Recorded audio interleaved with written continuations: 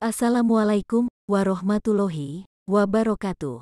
Allahumma sholli ala Muhammad wa ala ali Muhammad. Selamat bertemu kembali dengan saya dalam channel Rahma Yuniati. Channel yang membahas seputar kristologi, islamologi, dan kisah para mualaf dunia. Dan pada kesempatan kali ini, saya akan membawakan tema, yaitu, siapakah Nabi palsu di padang gurun? Video ini saya buat untuk menjawab tuduhan umat Kristen yang mencoba menyodorkan Injil Matius 24 ayat 26 dan menuduh Nabi Muhammad adalah nabi palsu dari padang gurun.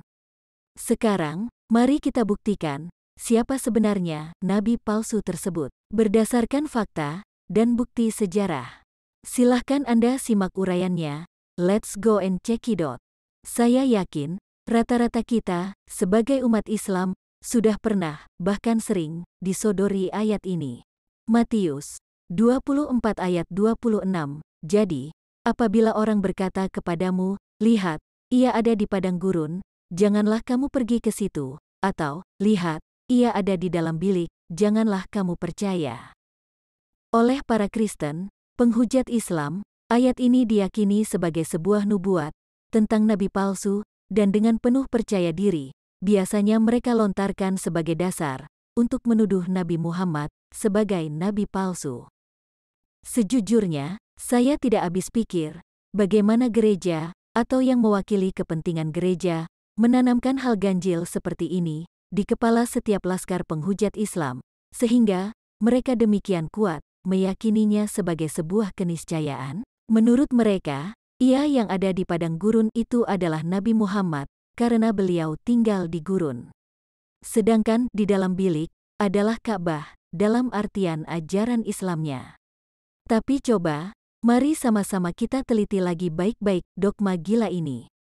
Dengan kepala yang dingin, agar kita tidak serta-merta menafsirkan segala sesuatu menurut hawa nafsu kita pribadi. Sekarang, kita mulai dengan kalimat padang gurun terlebih dahulu. Bukankah semua nabi-nabi terdahulu dan orang-orang suci yang dikisahkan dalam Alkitab juga tinggal di padang gurun?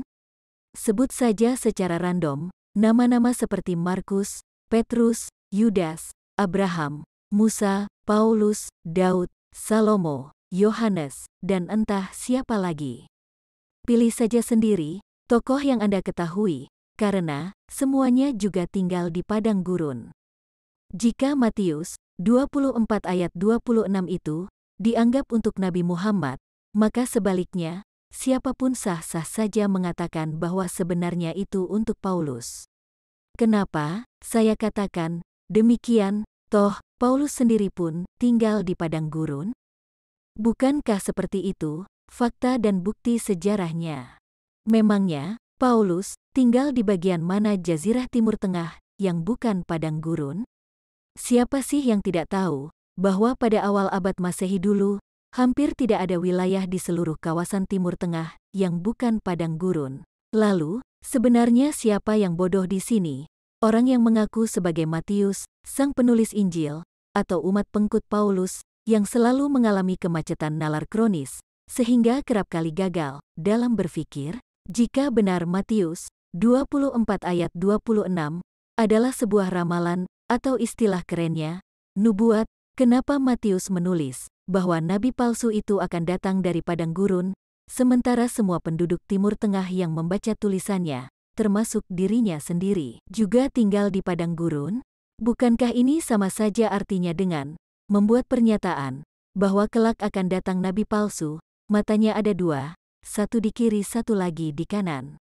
Ini betul-betul sebuah lelucon yang tidak mengandung makna sama sekali. Karena bangsa Yahudi dan semua pengikut Yesus pada zaman itu hidup di padang gurun, maka dari padang gurun dalam ayat tersebut bisa berarti datang dari mana saja di lingkungan mereka sendiri, tidak harus dari Arab, bahkan bukan mutahil.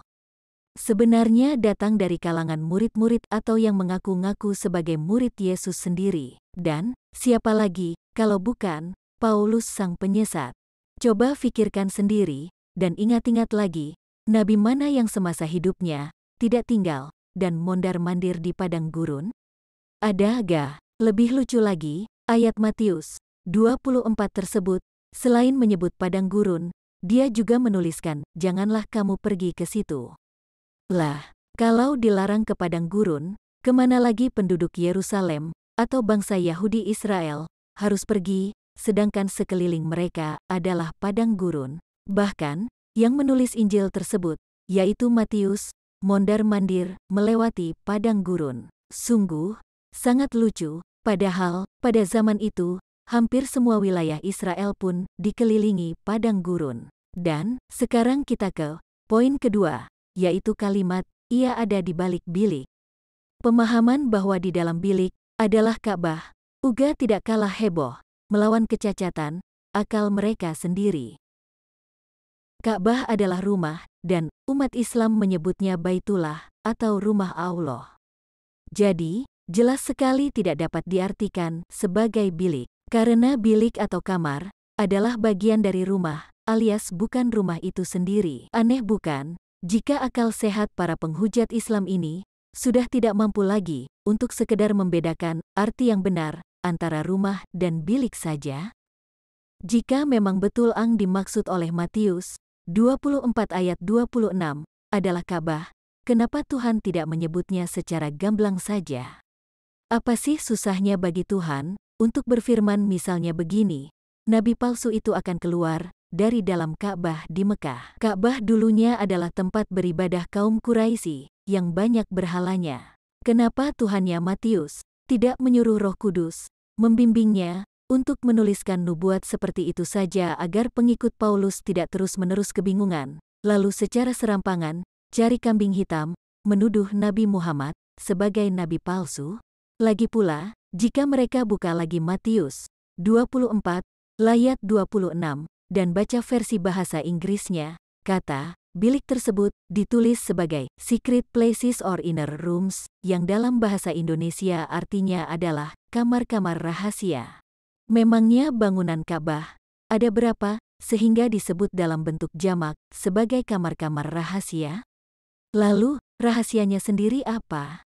Sejak zaman Adam hingga hari ini, rasanya belum pernah ada catatan sejarah yang menuliskan bahwa Ka'bah dianggap dan dijadikan sebagai kamar rahasia. Dan, yang paling konyol, dari pemahaman ngawur menyangkut Matius 24 ayat 26 ini adalah frase, ia ada di dalam bilik, yang diklaim sebagai fakta, bahwa seolah-olah Nabi Muhammad berada di dalam Ka'bah.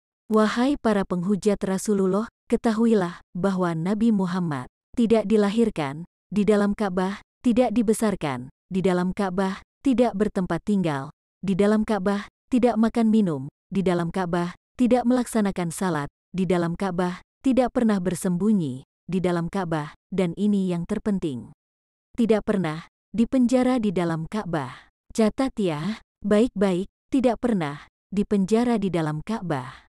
Sekarang coba pikir sendiri, di mana letak kebenaran klaim bahwa Matius 24 ayat 26 itu menunjuk kepada Nabi Muhammad dan Ka'bah? Apapun argumen menyangkut klaim tersebut, salah kaprah, ini jelas-jelas cacat logika. Lain halnya, bila ditujukan kepada Paulus dari Tarsus. Nampaknya, semua makna dalam rangkaian sabda Yesus, seperti yang dimaksud dalam Matius 24 ayat 26, lebih kokoh untuk Paulus. Tanah asalnya, apalagi pada abad pertama Masehi dulu, adalah padang gurun. Dia mengaku-ngaku bertemu Yesus dalam perjalanannya menuju Damsyik, yang juga padang gurun. Yesus bahkan sudah lebih dulu memperingatkan, lihat Matius 24 ayat 24-25, bahwa nabi palsu, atau yang mengaku-ngaku sebagai Mesias, dalam hal ini Paulus, mengaku dirinya telah membebaskan pengikut Yesus dari keterikatan pada hukum Torah.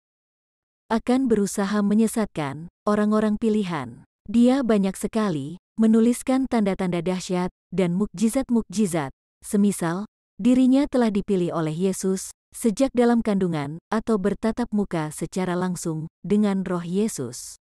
Tapi nyatanya, hampir mustahil untuk dibuktikan, menyembuhkan penyakit, dan sebagainya, dan ini yang terpenting, dia mempersiapkan ajarannya yang sejak awal disebut-sebut oleh Yesus sebagai penyesatan dari dalam bilik-bilik rahasia atau di bawah tanah. Yaitu di mana dirinya, yaitu Paulus, di penjara. Bukankah bilik-bilik atau kamar rahasia itu lebih cocok sebagai penjara, sebagaimana Paulus yang sering keluar masuk penjara? Alkitab sendiri mencatat bahwa karena alasan yang kurang jelas, sebagaimana tertulis dalam Kisah Para Rasul, Paulus berulang kali dipenjarakan. Dia pernah dipenjara di Filipi, di Korintus, di Yerusalem, di Kaisarea, di Roma, dan patut juga diduga di Efesus, sehingga frase kamar-kamar rahasia atau tempat sang nabi palsu itu bersemayam, seperti disebut di atas tadi, sama sekali tidak keliru, yaitu Paulus. Gimana dan bagaimana nih?